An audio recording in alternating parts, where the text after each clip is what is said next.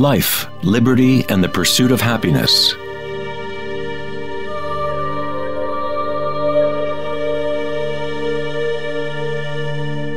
We live our lives pursuing happiness out there, as if it is a commodity.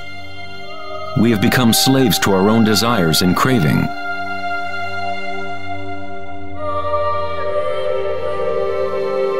Happiness is not something that can be pursued or purchased like a cheap suit. This is Maya, illusion, the endless play of form. In the Buddhist tradition, samsara, or the endless cycle of suffering, is perpetuated by the craving of pleasure and aversion to pain. Freud referred to this as the pleasure principle. Everything we do is an attempt to create pleasure, to gain something that we want, or to push away something undesirable that we don't want.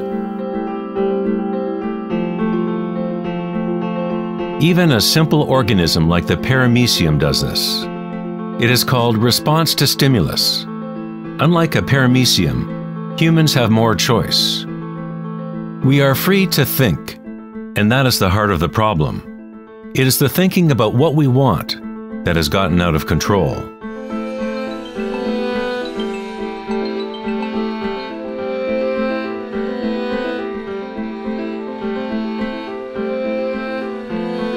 Safety systems armed. 10, 9, 8, 7, 6, 5, 4, 3, 2, 1, 0, and liftoff of Endeavour, going where East and West do meet at the International Space Station.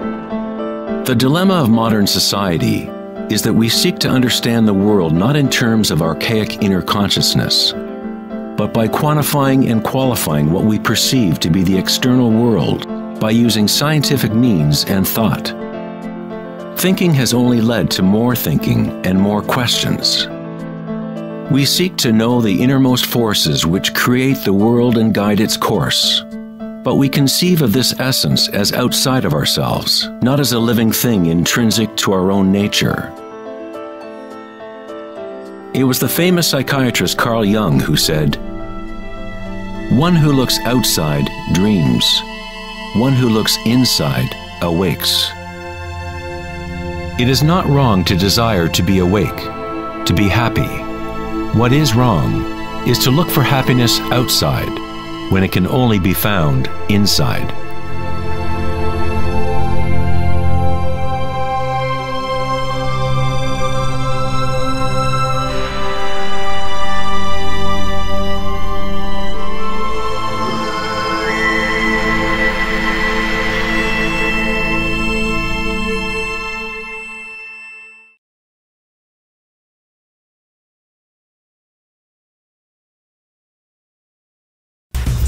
On August 4th, 2010, at the Techonomy Conference in Lake Tahoe, California, Eric Schmidt, CEO of Google, mentioned an astounding statistic.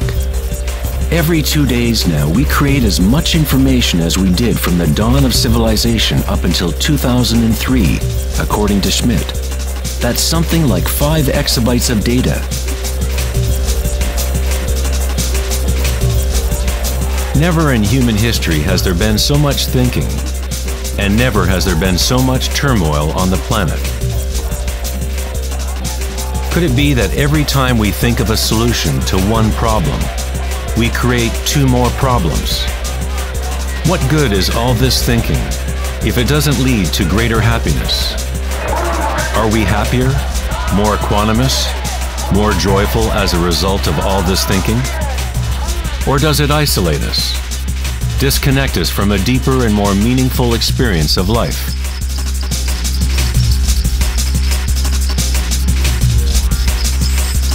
Thinking, acting, and doing must be brought into balance with being. After all, we are human beings, not human doings.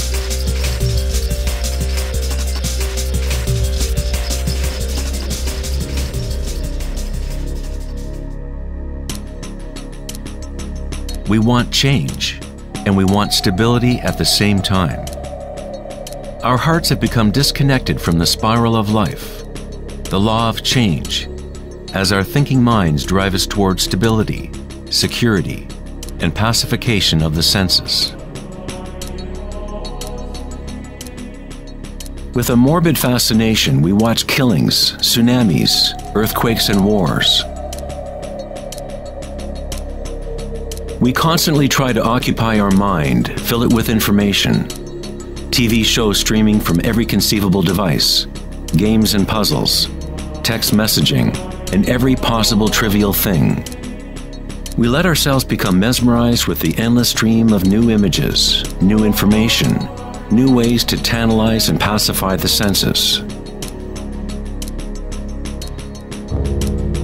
At times of quiet inner reflection, our hearts may tell us that there is more to life than our present reality, that we live in a world of hungry ghosts, endlessly craving, and never satisfied.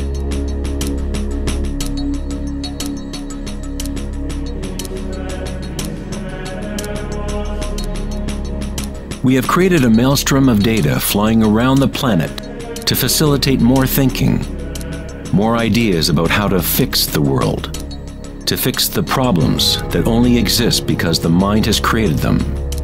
Thinking has created the whole big mess that we are in right now. We wage wars against diseases, enemies, and problems. The paradox is that whatever you resist persists. The more you resist something, the stronger it gets. Like exercising a muscle, you are actually strengthening the very thing you want to rid yourself of. So then, what is the alternative to thinking? What other mechanism can humans use to exist on this planet?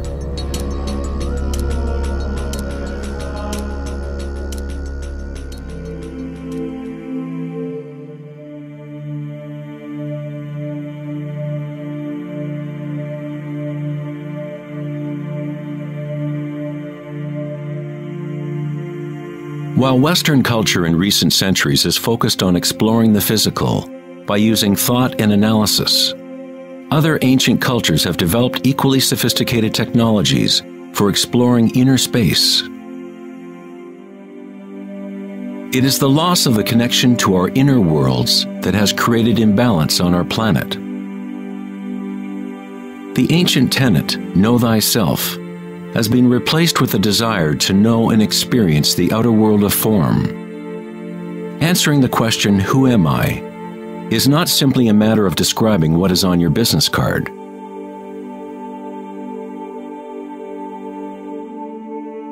In Buddhism, you are not the content of your consciousness. You are not merely a collection of thoughts or ideas, because behind the thoughts is the one who is witnessing the thoughts.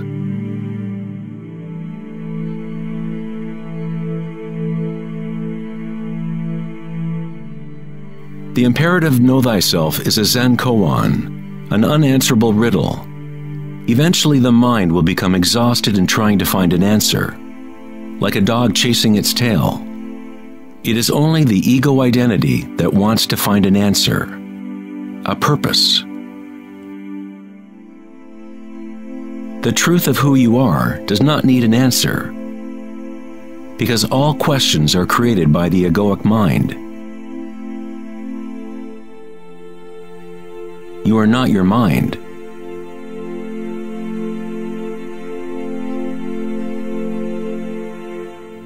The truth lies not in more answers, but in less questions.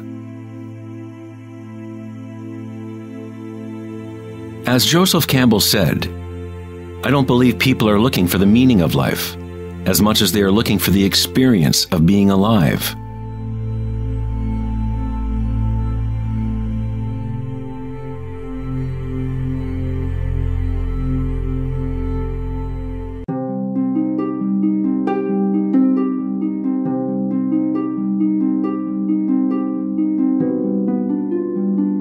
When the Buddha was asked, "What are you?" he said simply, "I am awake."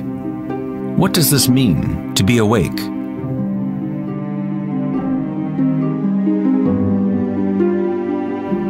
The Buddha does not say exactly, because the flowering of each individual life is different. But he does say one thing. It is the end of suffering. Every major religious tradition has a name for the state of being awake: heaven, nirvana, or moksha. A quiet mind is all you need to realize the nature of the stream. All else will happen once your mind is quiet. In that stillness, inner energies wake up and work without effort on your part. As the Taoists say, Qi follows consciousness. By being still, one begins to hear the wisdom of the plants and animals, the quiet whispers in dreams, and one learns the subtle mechanism by which those dreams come into material form. In the Tao Te Ching, this kind of living is called Wei Wu Wei. Doing, not doing. The Buddha spoke of the middle way as the path that leads to enlightenment. Aristotle described the golden mean, the middle between two extremes, as the path of beauty. Not too much effort, but not too little either. Yin and yang in perfect balance.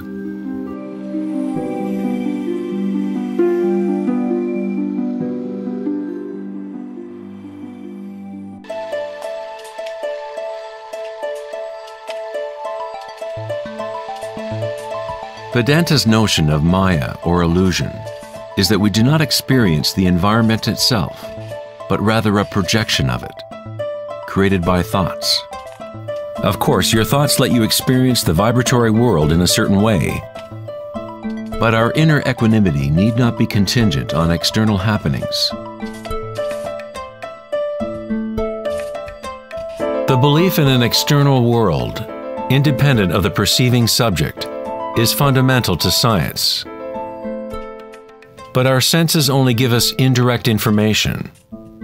Our notions about this mind-made physical world are always filtered through the senses, and therefore always incomplete. There is one field of vibration underlying all of the senses. People with a condition called synesthesia sometimes experience this vibratory field in different ways. Synesthetes can see sounds as colors or shapes, or associate qualities of one sense with another. Synesthesia refers to a synthesis or intermingling of the senses. The chakras in the senses are like a prism, filtering a continuum of vibration. All things in the universe are vibrating, but at different rates and frequencies. The Eye of Horus is made up of 6 symbols, each representing the senses. Like the ancient Vedic system, thought is considered to be a sense.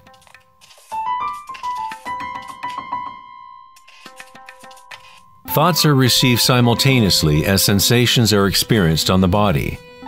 They arise from the same vibratory source. Thinking is simply a tool, one of 6 senses. But we have elevated it to such a high status that we identify ourselves with our thoughts. The fact that we do not recognize thinking as one of the 6 senses is very significant. We are so immersed in thought that trying to explain thought as a sense is like telling a fish about water. Water? What water?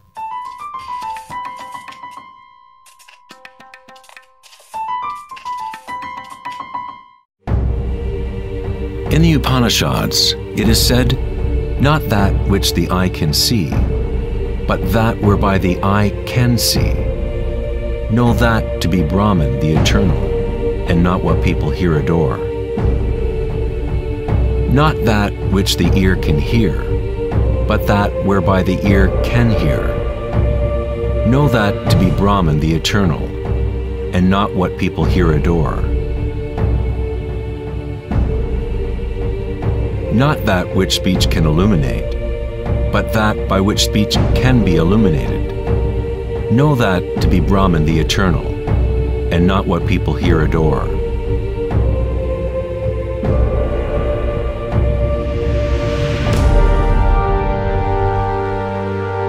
Not that which the mind can think, but that whereby the mind can think.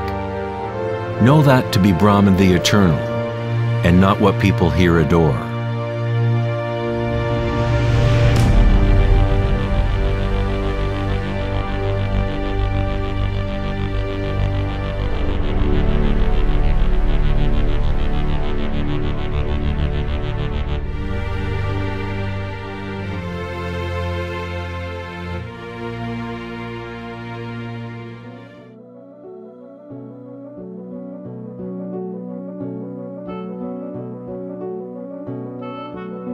In the last decade, great advances have taken place in the area of brain research. Scientists have discovered neuroplasticity, a term which conveys the idea that the physical wiring of the brain changes according to the thoughts moving through it. As Canadian psychologist Donald Hebb put it, neurons that fire together, wire together.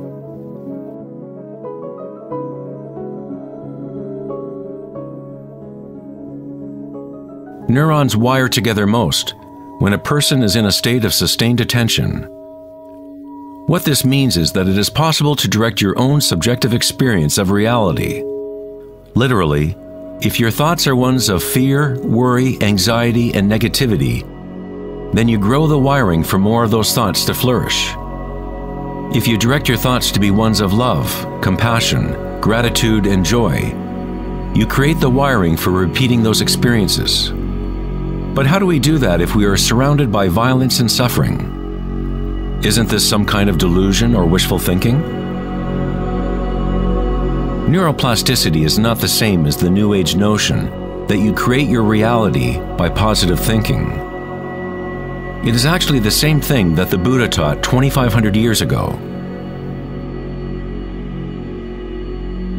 Vipassana meditation, or insight meditation, could be described as self-directed neuroplasticity. You accept your reality exactly as it is, as it actually is. But you experience it at the root level of sensation, at the vibratory or energetic level, without the prejudice or influence of thought, through sustained attention at the root level of consciousness. The wiring for an entirely different perception of reality is created.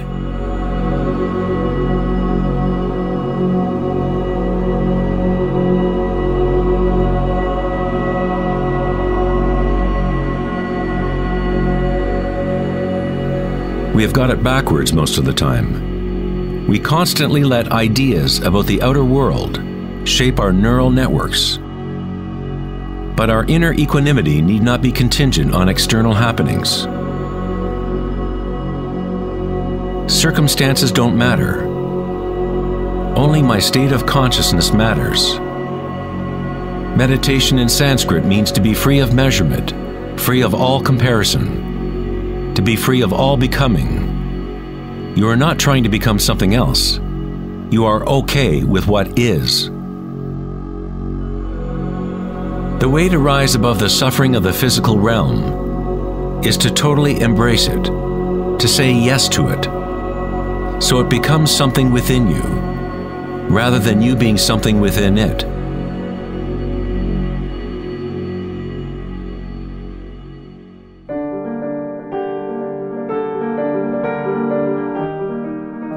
How does one live in such a way that consciousness is no longer in conflict with its content? How does one empty the heart of petty ambitions? There must be a total revolution in consciousness, a radical shift in orientation from the outer world to the inner. It is not a revolution brought about by will or effort alone, but also by surrender, acceptance of reality as it is.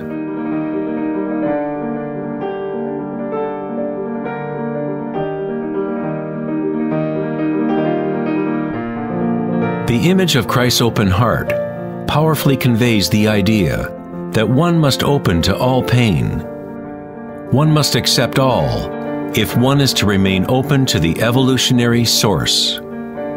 This doesn't mean you become a masochist. You don't look for pain. But when pain comes, which it inevitably does, you simply accept reality as it is, instead of craving some other reality. The Hawaiians have long believed that it is through the heart that we learn truth. The heart has its own intelligence, as distinctly as the brain does. The Egyptians believed that the heart, not the brain, was the source of human wisdom. The heart was considered the center of the soul and the personality. It was through the heart that the divine spoke, giving ancient Egyptians knowledge of their true path. This papyrus depicts the weighing of the heart. It was considered a good thing to go into the afterlife with a light heart. It meant that you had lived well.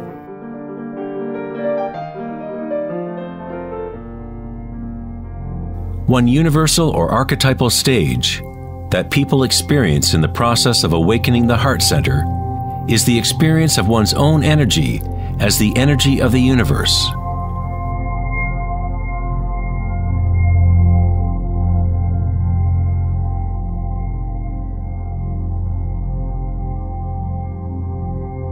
When you allow yourself to feel this love, to be this love, when you connect your inner world with the outer world, then all is one. How does one experience the music of the spheres? How does a heart open?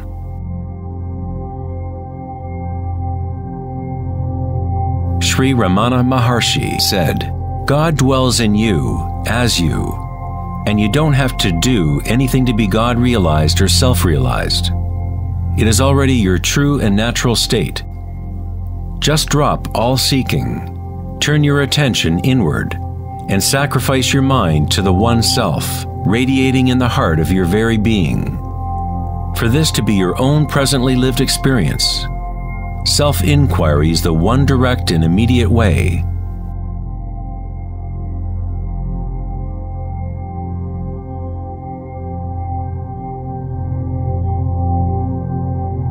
When you meditate and observe sensations within, your inner aliveness, you are actually observing change.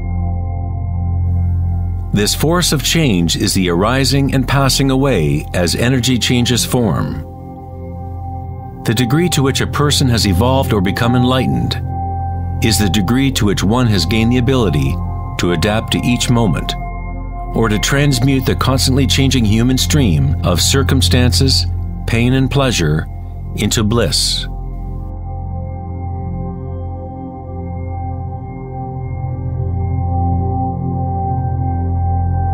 Leo Tolstoy, author of War and Peace, said, "Everyone thinks of changing the world, but no one thinks of changing him or herself."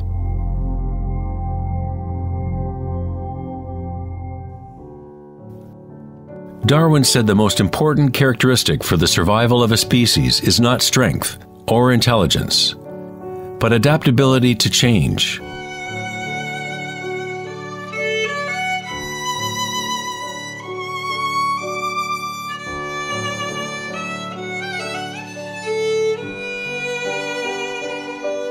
One must become adept at adapting. This is the Buddhist teaching of anicca. Everything is arising and passing away, changing, constantly changing. Suffering exists only because we become attached to a particular form.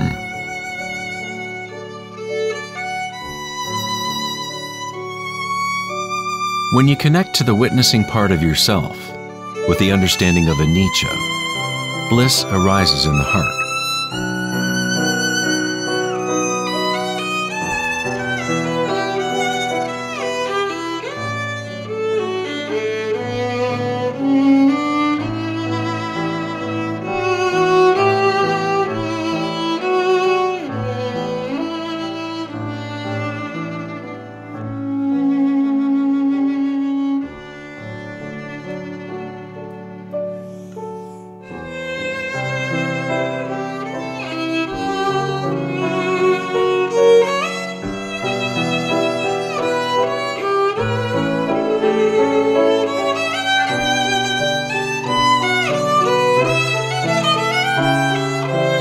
saints, sages, and yogis throughout history unanimously describe one sacred union that occurs in the heart.